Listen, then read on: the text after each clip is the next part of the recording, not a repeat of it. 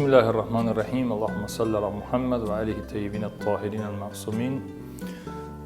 En el nombre de Dios, el clementísimo, el misericordiosísimo, la alabanza es para el Dios, el Señor del universo,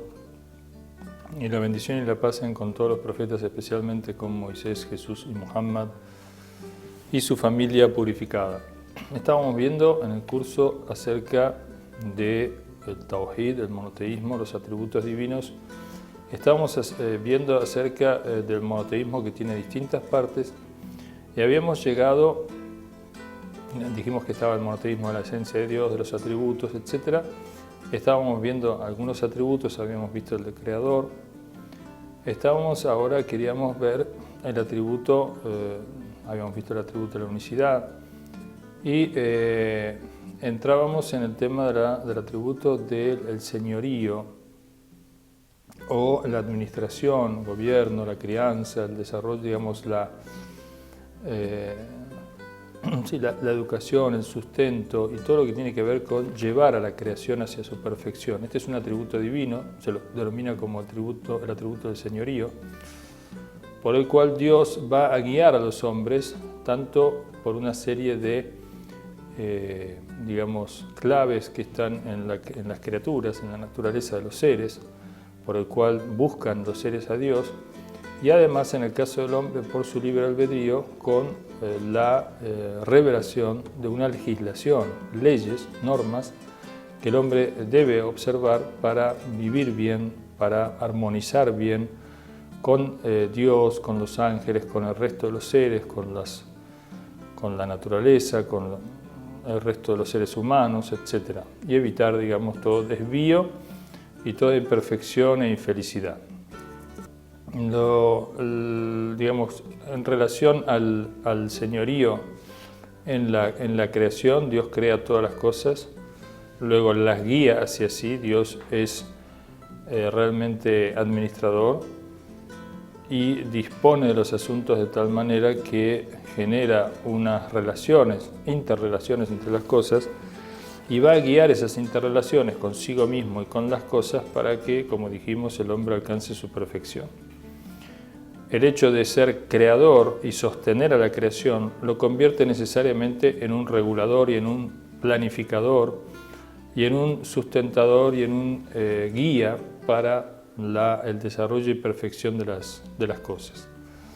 De modo que muchos son los monoteístas en el atributo de la unicidad, en el atributo de la creación, reconocen a Dios como creador, pero en el atributo de la administración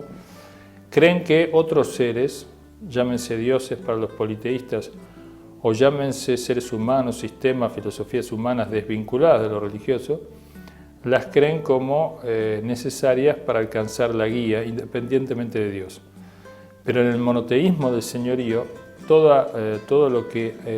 efecto y toda influencia y toda, digamos, consecuencia de acciones y demás está en manos de Dios y realmente responde a Dios y proviene de Él, de modo que no hay administradores o sustentadores o benefactores independientes de Dios en la creencia islámica. Por lo tanto, los árabes politeístas, cuando el Corán dice, pregúntales quién ha creado los cielos y la tierra, te dirán Dios. Pero luego creían en las cosas fundamentales, también sostenían que Dios tenía el señorío, la vida, la muerte, pero algunos creían que debían adorar ídolos de piedra o de madera o lo que fuera, para que les vaya bien, por ejemplo, en un viaje, ante una enfermedad, para que logren la intercesión. Y estos ídolos no tenían la anuencia, la aval, ni estaban obviamente relacionados con Dios, sino que eran creaciones suyas.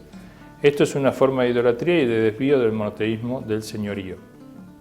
O el caso de Satanás, que desobedece la orden de Dios, también muestra que reconoce a Dios como creador y demás, pero no lo reconoce o no lo obedece en el caso de cuando viene la orden divina.